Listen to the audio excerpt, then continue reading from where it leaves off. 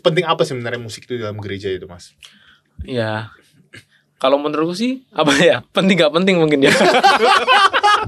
Nah, organ itu baru instrumen pertama yang masuk ke gereja. Gitu. Ini organ yang alat musik ya, bukan organ ini ya. Bukan organ tunggal ya, organ ya. Nah, cuma sekarang yang jadi masalah adalah intensitas dia untuk mengejar bakat itu. Lu mau nyediain waktu berapa jam untuk belajar itu. Nah, gitu. Case khusus sih ya, kalau itu sih. Ada temanku juga yang bilang bahwa kalau buta nada ya udah sih. Sampai sekarang sih memang belum ada solusinya sih aku melihatnya. Karena setauku lu ya. Solusinya jangan nyanyi gitu. Kan sakit ya. Jadi bukan fokusnya ke Tuhan sebenarnya, tapi menikmati musik itu. Nah, itu gimana tuh gitu. Atau bahasanya ini mencuri kemuliaan Allah gitu ya. Naturnya bukan seperti itu gitu. Atur apa nih? Natur jemaatnya. Oke. Tapi kalau kita ngobrol soal musik heavy metal tapi di kalangan teman-teman pecinta heavy metal dan mereka buat heavy metal rohani gitu, menurutku bisa karena mereka tahu gitu kan. Mereka belum punya latar belakang belajar teologi gitu. Teologinya mereka udah bikin gitu. Karena dari apa? Dari pengalaman rohaninya. Gitu. Nah, kadang-kadang kata-kata yang dipilih ini kurang tepat. Ada yang bilang gini, kalau kita tuh nyanyi lagu-lagu himne itu mematikan kreativitas daya cipta kita. Jadi menurutku malah bukan mematikan kreativitas ya. Justru kita punya sumber yang banyak nih, sumber data yang banyak supaya kita lebih kreatif. Kok Kak Imas kalau misalnya di gereja pakai DJ gitu bagaimana?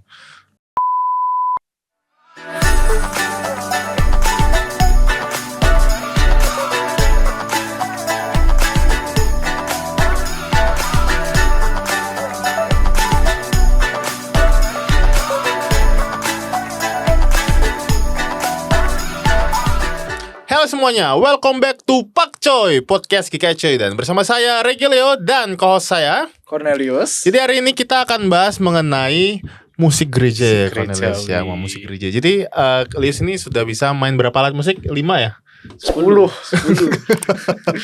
satunya hilang dong. 10 nolnya hilang. Oh nol lebih parah ya. Nah jadi kita seperti saya bilang, kita akan bahas soal musik secara khusus, musik gereja ya. Dan kita hari ini kedatangan narasumber yang akan menjawab pertanyaan kita, yaitu Mas Adi. Selamat datang Mas Adi. Terima kasih, selamat datang juga di podcast. Akhirnya ya bisa merasakan tempat duduk podcast kita. Makanya sering-sering susah banget Mas Adi mau diundang. Berapa kali mau diundang susah banget, nggak mau terus ya.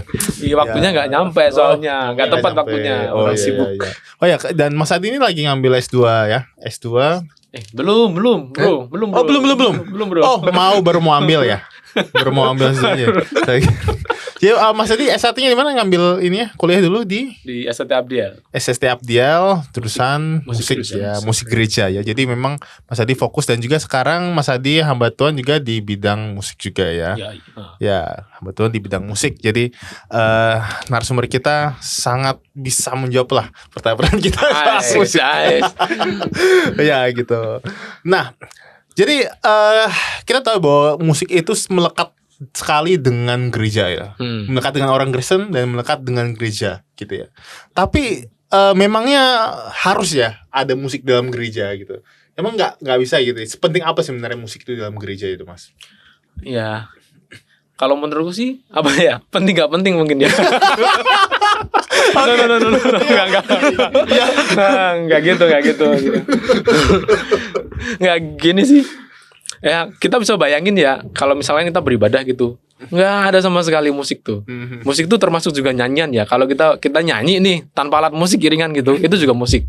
Karena kan instrumen manusia itu kan pita suara gitu. Nah bayangin nih, sebuah ibadah nggak ada nyanyian gitu kan, semuanya langsung ngomong aja gitu. Nah kita bisa lihat tuh, itu bisa penting, seberapa penting atau nggak penting tuh. Kalau gitu, bisa bayangin ya, gimana? Kalau kita ibadah hari Minggu nih, nggak ada iringan alat musik sama sekali, nggak ada nyanyian sama sekali. Bisa bayangin nggak, musik itu penting, nggak penting, atau penting banget? Nurmi gimana, Lis? Gimana? Ya mungkin lebih cepat aja ibadahnya. Cepat pulang. Langsung set gitu ya. Pokoknya tiba-tiba langsung datang pengakuan dosa. Berita anugerah, khotbah pulang. Jadi gitu tuh. 30 menit udah beres. Aduh. Jadi kalau kita bisa bayangin itu rasanya kalau kering kerontang Oh, di dalam apa? oke. Oh berarti penting banget berarti ya kan. Tapi kalau kita merasa enggak gitu aja 15 menit nih ibadah nih selesai udah pulang gitu. Ya 1 jam saja. Kan gitu tuh. Kayaknya yang kerja 1 jam aja masih ada musik deh. Iya, masih ada musik, kan.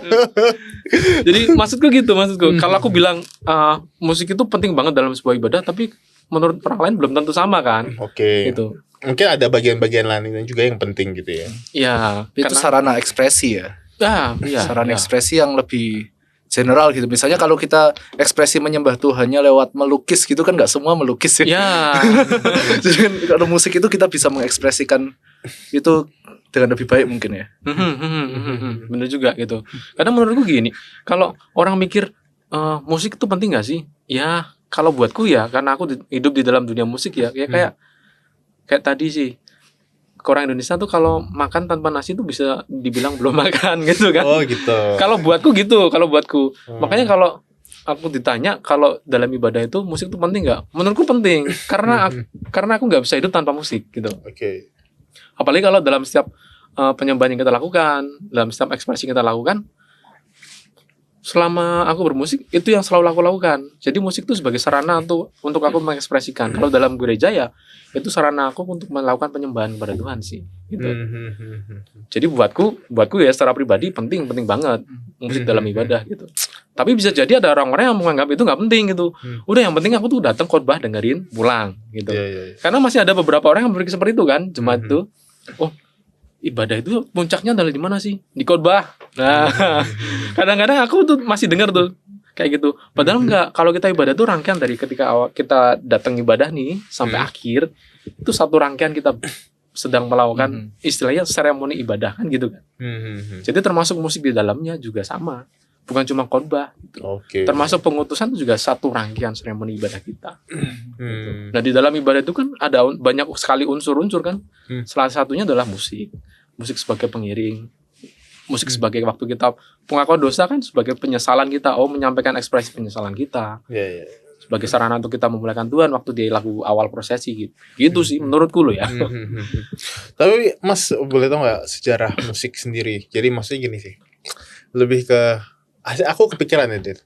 Musik tuh muncul awal tuh dari kapan dan dari mana gitu.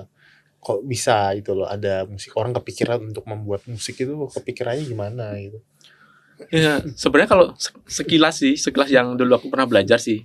Kan sebenarnya di dalam perjanjian lama tuh udah ada musik tuh. Oke. Waktu kemah suci dibentuk tuh waktu Tuhan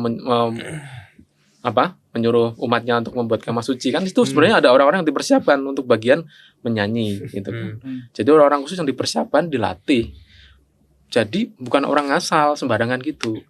Kan juga disebut juga ada di perjanjian lama kan juga ada alat musik kecapi, ya kan, rebana dan lain sebagainya waktu itu yang berkembang kan. Itu kan muncul dari tradisi waktu itu yang ada. Dan itu dipergunakan dalam peribadatan mereka gitu. Nah, sebenarnya kalau ditanya itu alat musik muncul dari mana? Dari zaman Alkitab itu sudah ada sebenarnya. Gitu. Termasuk juga pita suara itu tuh alat musik. Gitu. Kenapa kok? Soalnya ada yang ngomong bahwa pita suara itu bukan, ya itu kayak ngomong aja gitu. Musik itu alat musik ya. Musik itu alat musik nih. Alat yang di luar kita gitu. Di luar kita. Tapi kan bisa dibilang bahwa manusia tuh kan cuma bisa bersuara lewat apa sih? Lewat pita suara kan? Iya, pita suara. Iya, pita suara itu kan mengeluarkan bunyi kan? Iya. Nah, segala sesuatu yang bisa mengeluarkan bunyi itu bisa disebut musik. Pada dasarnya gitu, pada dasarnya gitu ya. Dasarnya kan? Pada dasarnya gitu. Makanya kenapa ada istilah bahwa instrumen manusia tuh ya pita suara gitu. Ini bisa nggak? Itu bisa juga disebut musik juga gitu kan. Karena ada mengandung bunyi, ada ritme, ada melodi juga gitu kan. Ritme itu gimana? Ritme tuh ritme kayak tadi kamu tak. Nah, itu ritme, ketukan. Oke. Melodi kan ada ya kan. Adanya. Tadi awalnya apa? Tadi ada melodi, ritme, harmoni. Terakhir itu harmoni. Harmoni itu ada beberapa nada dimainkan bersama-sama itu harmoni jadinya. Gitu. Kayak misalkan kalau kita main di piano nih C, E, G dibunyiin bareng itu harmoni. Oke. Gitu. Jadi membentuk sebuah akord. Ini jadi teori musik ya. Oh iya, gimana nih? Musik. Kita bahas musik juga enggak, masih nyambung. Nah, Ini semua nggak mau tanya.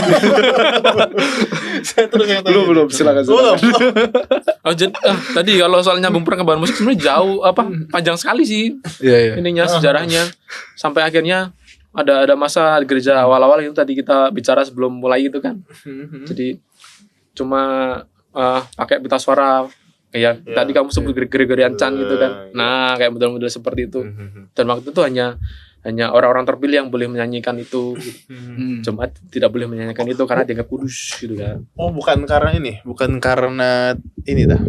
Kayak takutnya jelek gitu, orang-orang ini nyanyi jelek. Ini enggak usah diem aja, kami aja yang nyanyi. Ya, karena jemaat belum dapat privilege itu. Makanya hanya pemimpin-pemimpin agama yang boleh melakukannya, menyanyikannya. Tapi kan itu waktu di zaman itu ya. Tapi kalau di awal gereja mula-mula sendiri rasanya jemaat juga nyanyi gitu ya. Kan ada perjanjian baru kan, perjanjian baru. Mereka menyanyikan di perjanjian lama juga kan sebenarnya. Misalnya Mazmur itu kan juga dipakai untuk orang umat kan ya. Oh, jadi kan ini buat umat. Ini beda masa. Ya. Jadi gereja mula-mula pada waktu zaman Alkitab sama setelah ini. Betul. Jadi waktu masa-masa Gregorian chant itu udah lewat. Sudah lewat, betul. Jadi itu gereja awal-awal mula kalau bisa dibilang tuh sebelum zamannya Martin Luther lah gitu. Kalau itu tadi masa zaman gereja awal-awal waktu zaman Alkitab ya. Kok bisa sampai zamannya kayak gitu, itu kayak gimana itu? Maksudnya sampai mereka jadi nggak nyanyi juga gitu loh. Nah, itu perkembangan sejarah musik Eropanya sih kali itu. Karena lagu-lagu pujian itu kan istilahnya kudus gitu kan. Kudus. Jadi harus orang-orang terpilih yang khusus yang boleh menyanyikannya gitu. Makanya dipilih orang-orang khusus, pemuka-pemuka agama gitu. Kok kata Gregorian itu dari nama orang tadi? Nah, iya. Jadi Gregorius ini. Jadi dia yang mengumpulkan istilahnya mendokumentasikan itu melodi-melodi yang ada jadi satu disebut Gregorian chant. Gitu. Oh, itu tanpa piano gitu, organ gitu. Ya, karena kan dulu kan instrumen belum masuk ke gereja kan. Terus maksudnya tapi sudah ada. Organ itu sudah ada. Sudah ada organ ya, tapi kan belum. Karena awal itu kan organ kan, sebelum masuk ke piano forte dan lain sebagainya kan masuk organ dulu kan. Nah, organ itu baru instrumen pertama yang masuk ke gereja. Gitu. Ini organ yang alat musik ya, bukan organ ini ya. Bukan organ tunggal ya, organ ya. Jadi alat musik organ, ya, pipe organ dulu. Mereka pikir ini ginjal paru-paru. No. Beda. Oke, terus ada orgel juga ya, orgel ya bacanya. Ya, orgel dulu apa organ dulu? Organ kalau nggak salah, aku lupa. Oh gitu. Ya, yang orgel kan mainnya pakai kaki deh. Organ juga pakai kaki. Organ pakai kaki juga? Iya. Maksudnya yang nada. Iya, organ juga? Iya. Oh pakai kaki juga ya? Ada yang pakai pipa gitu, ada yang diputer gitu supaya bunyi. Wah, berarti itu kerja sama tim dong. Iya. Jadi ada yang mainin, ada yang muter gitu untuk keluar anginnya. Oh, kalau nggak diputer nggak bunyi gitu? Nggak bunyi. Ada masanya perkembangannya gitu sampai akhirnya piano muncul lah gitu. Oke. Oh, Mas bisa jelasin ya mungkin perkembangan alat musiknya gitu, alat musik yang dari dulu itu apa sih? Yang dulu awal itu kan pasti ya suara, oke. Pita suara. Terus setelah itu yang muncul duluan ini dulu nggak? Kan alat musik ada beberapa jenis ya. Yang satu yang kayak bentuk itu apa namanya itu? Yang ketukan-ketukan itu, kangun itu. Percussion, masuk percussion ya. Sebutannya percussion. Terus satu lagi yang ada nadanya itu. Ada nadanya ya, alat musik pukul, ada timbre gitu kan. Sebenarnya piano kan juga alat musik pukul, karena kan dia dipukul kan senarnya kan. Oh, tapi kalau misalnya keyboard elektrik juga pukul. Oh, gitu. Jadi awalnya itu yang ini dulu ya atau gimana? Atau kalau dulu sih aku belajarnya karena dari piano, dari organ dulu ya, organ terus kemudian muncul beberapa jenis organ itu, ada orgel, ada pipe organ, terus langsung muncul piano. Terus lalu ada string section, terus percussion dan sebagainya gitu sih. Oh gitu. Tapi aku dulu sempat kepikiran kok bisa ya orang menemuin ini kayak bisa menginvent ini gitu. Lebih kayak gini. Misalnya nada dasar C itu terdiri dari chord C itu terdiri dari C, G, satu C, E, G gitu. C, E, G. Kok CEG gitu. Itu termasuk harmoni. Itu harmoni. Harmoni ya. Karena beberapa nada dimainkan bareng, main bareng. Jadi Oh bisa mereka nemuin gitu. Belum lagi di gitarnya. Maksudnya di gitar kan menurutku gitar tuh aneh gitu. Maksudnya banyak senar gitu. Terus ada bolong-bolongnya, terus beat dipencet gitu bisa ini loh. Bisa bentuk ini yang sama, bisa kayak nadanya tuh bagus gitu loh. ya itu dilihat dari frekuensinya kan. Sebenarnya kalau satu nada kita mainin tuh ada frekuensi lain yang bunyi juga sebenarnya. Itu. Nah, itu yang paling dominan itu. Jadi secara gampangnya gitulah gitu, secara gampangnya. Oke. Ini kalau jelasin ini lama nih. Jadi kalau misalkan not nada C nih kita bunyi nih, ini sebenarnya ada frekuensi lain gitu. Frekuensinya E bunyi, frekuensinya G bunyi dan lain sebagainya. Jadi ada hitungannya sebenarnya. Nah, yang paling dominan itu ini tuh. Jadi gampangnya gitu. Makanya muncullah CEG. Jadi harmoni chordnya C gitu. Gampangnya gitu sih. Oh ini nggak ngerti nggak? Ngerti. Kan dia juga main gitar kan? Main gitar kan? Main dikit-dikit. Nah itu main gitar dikit gitu ya. Tapi masih malu lah. Masih malu. Masih sangat dasar gitu loh. Ih, aku juga masih dasar aku tuh. Waduh, dasar apanya? Dulu Mas mayornya gitar kan? Awalnya dulu belajar gitar, bukan mayor gitu. Bukan Mayornya gitar. piano. Mayornya Cuma piano. justru aku tuh belajarnya awalnya dari gitar. Oh gitu. Dari gitar belajar bass terus belajar drum. Huh? Akhirnya disuruh les keyboard. Oh, les. Heeh. Oh itu sebelum masuk sekolah. Belum sebelum kuliah. Oke. Begitu kuliah baru ketemu piano. Oh, berarti itu keyboard tuk tak tuk tuk Iya, gitu ya. Itu sebenarnya keyboard apa sih? ya keyboard sih. Keyboard aja gitu ya. Kalau orang sekarang bilangnya organ tunggal lah Ah, gitu. iya padahal organ kan nggak gitu ya. Organ yang sebenarnya Organ. Oh gitu. Ya ini sebutan ini. Sebutan di ini ya pedesaan. Enggak sebutan umum aja, sebutan umum lebih gampang. Oh ini organ tunggal gitu. Organ Karena tunggal. dia kan mainnya Oh semua. satu orang tapi semua bisa gitu loh. Iya, Nah, iya, iya. makanya disebut organ tunggal. I see. Ada suara drum dan lain sebagainya, bisa ngiringin langsung band tanpa harus ada pemain alat musik yang lainnya gitu. Oh gitu. Oke. Nah itu I think bilang kalau piano itu paduan suara mini. Bener gak? Piano paduan suara mini. Jadi kayak karena paduan suara kan dari beberapa banyak Banyak jenis suara. suara. Habis itu dimainkan. Jadi satu orang itu memainkan semua Cuma nada. semua ya kayak kan dia bisa mencet satu kali pencet kan bisa berapa Oh, itu iya. kan. Heeh. Ya sebenarnya sih aku nggak terlalu setuju dengan sebutan itu sih. Karena kalau kita ngomong soal paduan suara nih, paduan suara kan harus ada huruf vokalnya yang dilafalkan kan. Kalau piano kan nggak bisa, bunyinya cuma ting ting doang. Sekalipun dia bisa mencapai nada-nada paduan suara itu sendiri, cuman nggak ada lirik yang bisa disampaikan. Oke. Karena bentuknya instrumen toh, itu bukan vokal gitu. Ya. Nah, masa kalau belajar musik ini nggak sih?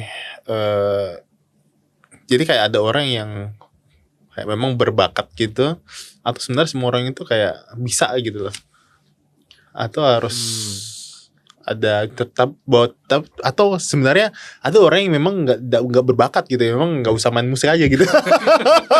atau bahkan nggak usah nyanyi gitu loh, nyanyi nggak bisa, udah kamu nggak usah nyanyi aja.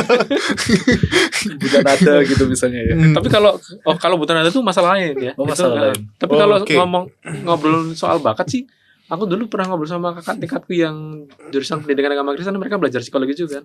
Semua orang tuh berbakat, semua orang. Oke. Sebenarnya. Sekalipun mungkin persentasenya beda-beda ya, tapi semua orang itu berbakat gitu. Di musik Ya, bisa. itu ada Ada bakatnya. Dia pasti ada bakatnya gitu. Nah, cuma sekarang yang jadi masalah adalah intensitas dia untuk mengejar bakat itu.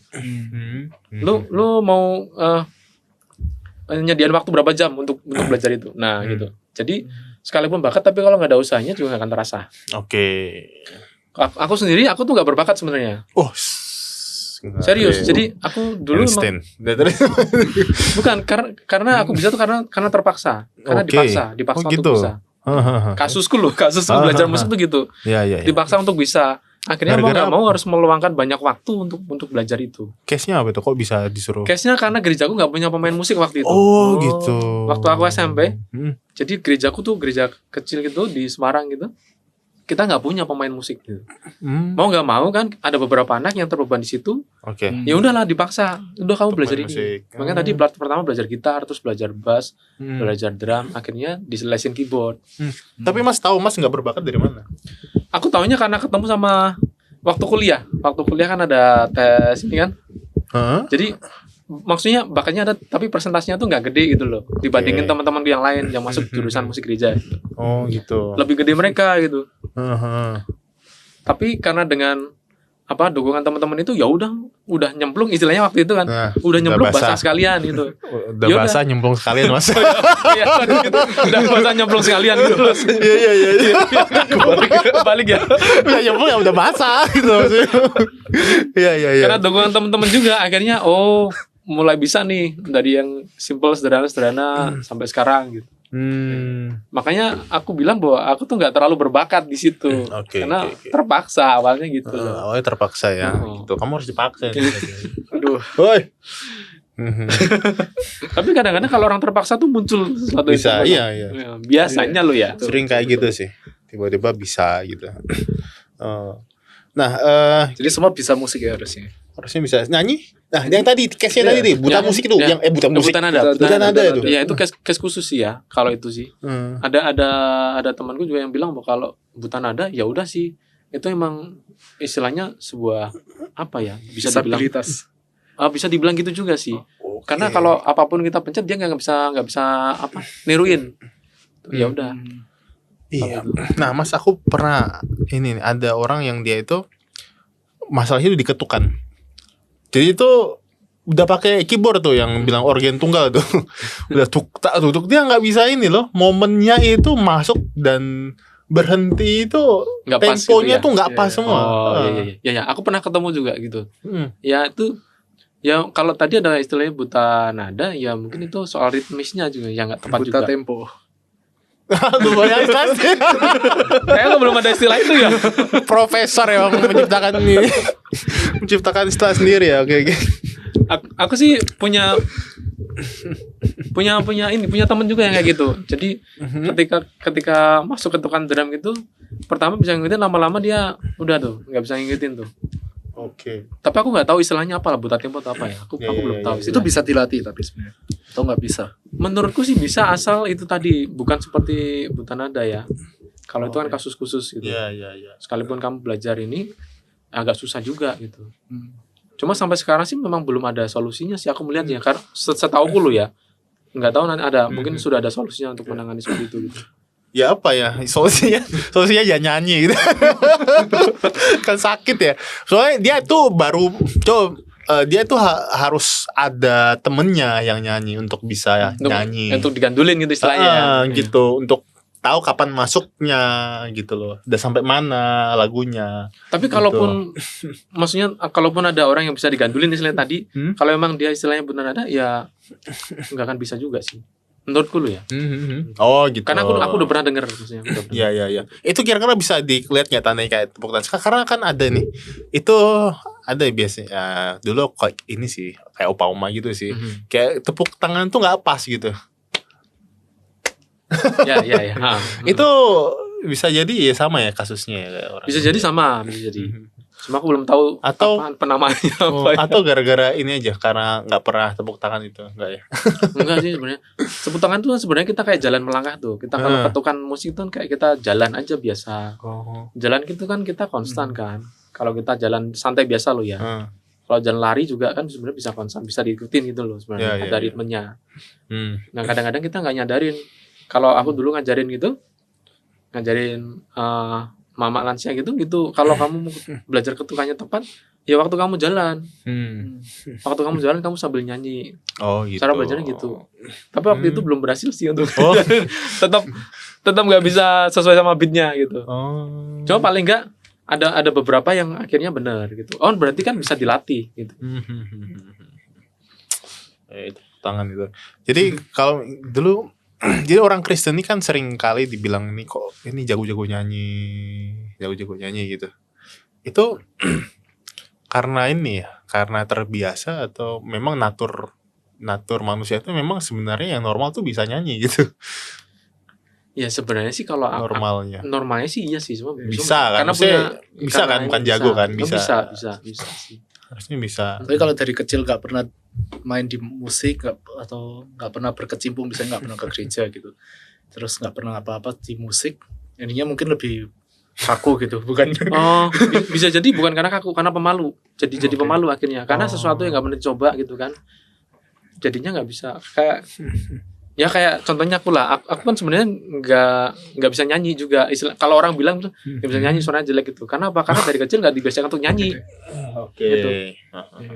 Ya, aku juga punya beberapa teman yang mereka main piano gitu, mereka nggak pede waktu nyanyi. Jadi akhirnya jadi jelek. Istilahnya orang ngelihatnya, oh jadi jelek nggak bisa nyanyi. Padahal nggak, karena mereka malu aja ngeluarin suara mereka gitu. Sebenarnya kalau itu dilatih dari kecil gitu, dibiasain aja sih.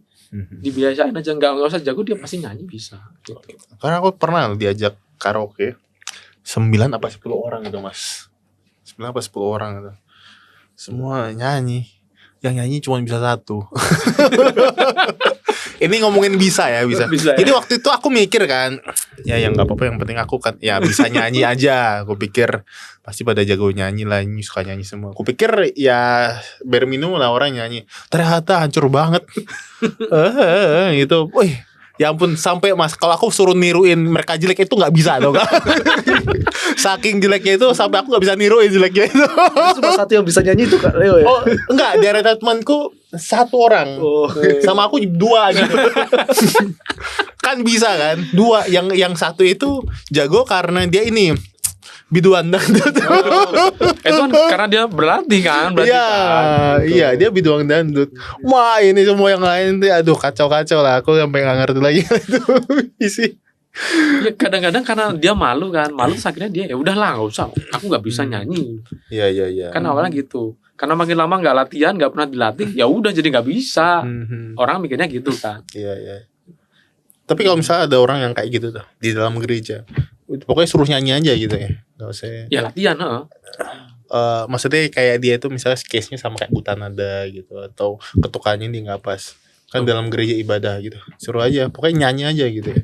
No, itu lain loh ya, jangan disamain sama buta nada sama tadi case-nya, beda loh. Iya. Orang nggak terbiasa tuh nyanyi, udah diajak aja untuk nyanyi supaya dia jadi terbiasa. Gitu. Nah kalau bisa buta nada nih yang di dalam ini, aduh itu gua angkat tangan gue kalau itu ngajarin. Atau nyanyinya ini ikut aja tapi suaranya kecil gitu. Ya enggak, udah kalau ini konteksnya kalau di dalam gereja gitu kan, waktu ibadah kan, yaudah nyanyi aja, kita nggak bisa ngelarang dong gitu. Iya, itu. Karena itu bentuk ekspresinya dia gitu. Iya, siapa tahu kan ini supaya ngasih kesadaran. Jelek banget ya ngomongnya. Maksudnya lu bilang lu diam aja usah nyanyi gitu kan, lu mau ngomong gitu kan. Parah banget ya, enggak lah. Maksudnya kalau dalam konteks ibadah ya udah nyanyi, itu kan bentuk ekspresinya dia gitu. Iya, itu ekspresi. Kecuali kalau kita bicara dalam konteks paduan suara nih. Itu kan kasihan yang lain gitu kan. Betul. Karena kan harus harmoninya harus jelas gitu. Harus selaras semuanya. Istilahnya enggak boleh fals kan gitu kan. Iya, betul. Tapi kalau dalam konteksnya kita beribadah dengan jemaat umum, ya udah itu. Nyanyi aja. Bisa nyanyi pokoknya nyanyi. Nyanyi karena itu kan bentuk ekspresi kan. Nyanyian itu. Kalau dalam ibadah kan bentuk ekspresi untuk memuji Tuhan gitu. Ya udah kamu bisa apa ya udah kamu lakuin. Gitu. Sekalipun nanti istilahnya kalau kamu nyanyi fals gitu, ya udahlah. Yang penting bukan itu kan. Iya. Jadi bukan fokusnya ke Tuhan sebenarnya, tapi menikmati musik itu. Nah itu gimana tuh? Gitu. Atau bahasanya ini mencuri kemuliaan Allah gitu ya. Naturnya bukan seperti itu gitu. Natur apa nih? Natur jemaatnya. Oke. Tapi kalau kita ngobrol soal musik heavy metal tapi di kalangan teman-teman pecinta heavy metal dan mereka buat heavy metal rohani gitu, menurutku bisa karena mereka tahu gitu kan. Ada orang yang nggak puas karena merasa oh ini musiknya bagus nih, aku harus ibadah sekali 2 kali. Oh ini, atau orang bilang oh hadirat Tuhan datang nih, aku harus datang berkali-kali supaya aku dapat hadirat Tuhan. Nggak gitu maksudnya gitu. Mereka belum punya latar belakang belajar teologi gitu, teologinya mereka udah bikin gitu. Karena dari apa? Dari pengalaman rohaninya. Gitu. Nah kadang-kadang kata-kata yang dipilih ini itu kurang tepat. Jadi kalau mereka pemusik gitu menulis lagu itu mungkin harus dicek pendetanya dulu ya liriknya ya. Oh iya, aku ini banget recommended banget untuk itu. Ada yang bilang gini, kalau kita tuh nyanyi lagu-lagu himne itu mematikan kreativitas daya cipta kita. Gereja lain misalnya gitu yang nyanyi lagu-lagu yang kontemporer gitu kan ya itu tadi kan Mas, mereka bisa lebih bebas berkreasi gitu. Jadi menurutku malah bukan mematikan kreativitas ya. Justru kita punya sumber yang banyak nih, sumber data yang banyak supaya kita lebih kreatif. Kalau Kak Imas kalau misalnya di gereja pakai DJ gitu bagaimana? Mas tahu lagu ini nggak, Harimau Malaya?